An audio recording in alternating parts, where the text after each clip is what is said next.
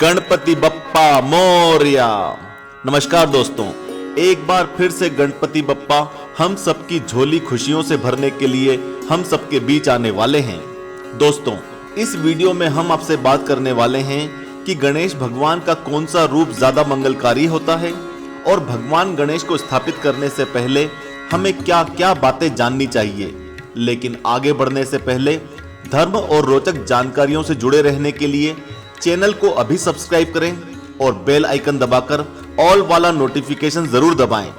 और गणेश जी से जुड़े दूसरे इंटरेस्टिंग वीडियोस देखने के लिए नीचे डिस्क्रिप्शन बॉक्स में दी गई लिंक पर क्लिक करें। इस बार गणेश महोत्सव 10 सितंबर दिन शुक्रवार से शुरू होकर 19 सितंबर दिन रविवार तक मनाया जाएगा। 10 तारीख को गणेश पूजा का शुभ मुहूर्त दोपहर 12:17 से रात 10 बजे तक रहेगा। इन 10 दिनों तक देश भर में गणपति बप्पा की धूम मची होती है। हालांकि इस बार भी कोरोना के चलते हम इकट्ठा होकर गणपति बप्पा का महोत्सव नहीं मना सकते, लेकिन इससे बप्पा को चाहने वालों की भक्ति में कोई कमी नहीं होगी। भगवान गणेश ने समय समय पर भक्तों के कल्याण के लिए अनेकों अवतार लिए हैं, लेकिन इनमें से 8 अवतार ज्यादा प्रसिद्ध हैं, जिन्हें हम अष्टविनायक के नाम से भी जानते हैं। ये अवतार हैं मयूरेश्वर, सिद्धि विनायक, बल्लालेश्वर, वरद विनायक, चिंतामणि, गिरजात्मज गणपति, विघ्नेश्वर और महागणपति। भगवान गणेश के इन सभी अष्टविनायक रूपों में सिद्धि विनायक को सबसे ज्यादा मंगलकारी माना गया है। कहते हैं सिद्ध पर्वत पर भगवान गणेश के इस रूप का आगमन होने के कारण इन्हें सिद्धि विनायक कहा जाता है।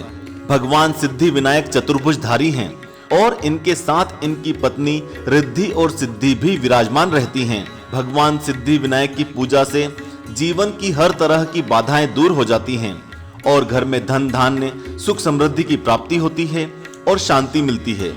दोस्तों, अगर आप भी अपने घर में इस बार गणेश जी की प्रतिमा स्थापित करने वाले हैं तो आपको यह जान लेना आवश्यक है कि गणेश स्थापना में क्या करना चाहिए और क्या बिल्कुल भी नहीं करना चाहिए।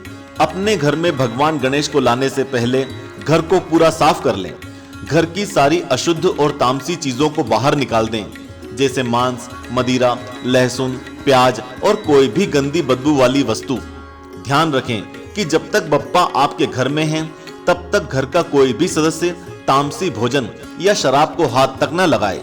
घर के जिस स्थान पर गणेश भगवान की स्थापना करनी हो, उसको साफ करने के बाद गंगा जल से या किसी भी नदी के जल से उस जगह को पवित्र करें और बाद में वहां चौकी स्थापित करें। चौकी पर लाल या हरे रंग का कपड़ा बिछाकर ही उस पर भगवान गणेश को बिठाना चाहिए। अगर गणपति की स्थापना अपने घर में कर रहे हों तो भगवान गणेश की बैठी हुई प्रतिमा लानी चाहिए। इससे घर में स्थायी धन बना रहता है। अगर आप अपने ऑफिस में गणपति की स्थापना करने वाले हों तो गणपति की खड़ी हुई मूर्ति लानी चाहिए। इससे सफलता और तरक्की मिलती है। लोग अक्सर गणपति की सूंड पर ध्यान नहीं देते, लेकिन स्थापना करने के लिए हमेशा बाईं ओर मुड़ी सूंड वाली गणेश प्रतिमा ही लाएं। गणपति की प्रतिमा में यह ध्यान रखें कि उनका वाहन मूषक उनके साथ हो और उनके हाथ में मोदक हो। घर के लिए सिंदूरी रंग की गणेश प्रतिमा शुभ मानी जाती है। गणेश प्रतिमा को घर लाते समय उन पर कपड़ा डालकर ही घर लाएं और कपड़ा डालकर ही उनको चौकी पर बिठाएं। गणपति प्रतिमा की मूर्ति के पीठ के दर्शन कभी ना करें। माना जाता है कि ऐसा करने से घर में अशुभता आती है। गणपति की स्थापना के लिए पूर्व और उत्तर की दिशा शुभ मानी जाती है। भूल कर भी गणपति की स्थापना दक्षिण पश्चिम या दक्षिण में नहीं करनी चाहिए। कहते हैं कि भगवान गणेश का मुख जिस तरफ होता है उसी तरफ सौभाग्य सुख समृद्धि होती है। इसीलिए स्थापना में यह ध्यान रखें कि भगवान गणेश का मुख दरवाजे की तरफ ना हो। भगवान गणेश की पूजा में कभी भी तुलसी पत्र का इस्तेमाल नहीं करना चाहिए और ना ही उनको तुलसी चढ़ानी चाहिए। गणपति के सामने अखंड ज्योति विसर्जन वाले दिन तक जलानी चाहिए।